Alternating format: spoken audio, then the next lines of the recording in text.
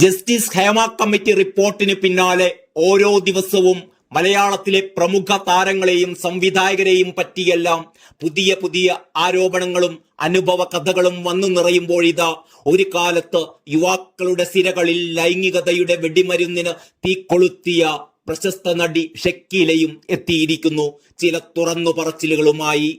മലയാള സിനിമയിൽ power group ഉണ്ടെന്നും അതാരെന്നുമാണ് ഷക്കീല തുറന്നു പറയുന്നത്. നടിമാരുടെ വാതിലിൽ മുട്ടുന്ന സംഭവങ്ങൾ താൻ നേരിട്ട് കണ്ടിട്ടുണ്ടെന്നും കൂടി ഷക്കീല പറയുന്നു. ശക്തമായ നടപടികൾ ഉണ്ടായില്ലെങ്കിൽ സിനിമാ മേഖലയിലെ അതിക്രമങ്ങളെക്കുറിച്ച് എത്രയെത്ര റിപ്പോർട്ട് വന്നാലും കാര്യമില്ലെന്നാണ് ഷക്കീല പറയുന്നത്. മലയാളത്തിലെ ഒരു പ്രമുഖ ചാനലിലായിരുന്നു ഷക്കീലയുടെ ഈ പ്രതികരണം. അതേസമയം ഇപ്പോൾ വന്നുകൊണ്ടിരിക്കുന്ന മീടു ആരോപണങ്ങളോട് പൂർണ്ണമായി വിയോജിക്കുന്നുവെന്നും ഷക്കീല വ്യക്തമാക്കി. അതിക്രമമുണ്ടായി വർഷങ്ങൾ കഴിഞ്ഞ് ആരോപണം ഉയർത്തുന്നത് ശരിയല്ല. ഉപദ്രവിക്കാൻ ആരെങ്കിലും വന്നാൽ ചെരിപ്പൂരി അടിക്കണം, അതാണ് വേണ്ടത്. അതല്ലാതെ മുമ്പ് നേരിട്ട അതിക്രമങ്ങൾ വർഷങ്ങൾ കഴിഞ്ഞ് ഇപ്പോൾ വന്ന് പറയുന്നത് നാണക്കേടാണ്. എല്ലാ ഭാഷയിലും സിനിമകളിൽ സ്ത്രീകൾ ചൂഷണത്തിനിരയാവുന്നുണ്ട്, ഷക്കീല പറയുന്നു.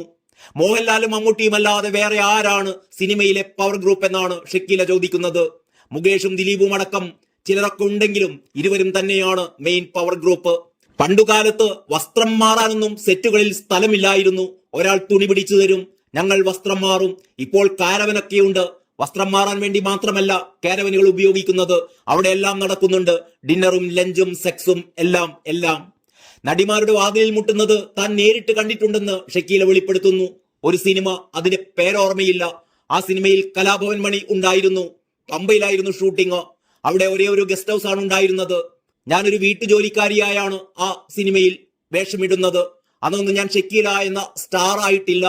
രൂപശ്രീ ആയിരുന്നു ആ സിനിമയിലെ നായിക. അവരുടെ ഓപ്പോസിറ്റ് മുറിയിലായിരുന്നു ഞാൻ താമസിച്ചിരുന്നത്. ഒരിക്കൽ പോലും അവർ എന്നോട് ഒരു ഹായ് എന്ന് പോലും പറഞ്ഞിട്ടില്ല. കാരണം അവർ നായിക നടിയാണല്ലോ. രാത്രി 12-12:30 ആരോ വാതിലിന് മുട്ടുന്ന ശബ്ദം. എടി വെളിയിൽ വാടി എന്നൊക്കെ പറഞ്ഞാണ് മുട്ടുന്നത്. ഞങ്ങൾ വാതിൽ തുറന്നു നോക്കി. രൂപശ്രീയുടെ വാതിലിലാണ് മുട്ടുന്നത്. വലിയ പ്രശ്നമുണ്ടാക്കുകയാണ് ആരൊക്കെയോ ചേർന്ന്. ഞാൻ അവരോട് പോകാൻ പറഞ്ഞു. നീ ആറാടി, നീ ഇതിൽ വരരുതെന്നൊക്കെ അയാൾ വിളിച്ചു പറഞ്ഞു. ഞാനും മേക്കപ്പ് മാനും ഇടപെട്ട് അയാളെ പറഞ്ഞു വിടുകയായിരുന്നു. ദേഷ്യത്തിൽ അയാൾ പോയി. ഞങ്ങൾ ഗസ്റ്റ് ഹൗസ് മുഴുവൻ ലോക്ക് ചെയ്തു. അവിടെ അമേരിക്കൻ ചായൻ എന്ന് വിളിക്കുന്ന ഒരാളുണ്ടായിരുന്നു. നല്ല മനുഷ്യനായിരുന്നു. ഞാൻ അദ്ദേഹത്തിനോട് കാര്യങ്ങളെല്ലാം പറഞ്ഞു.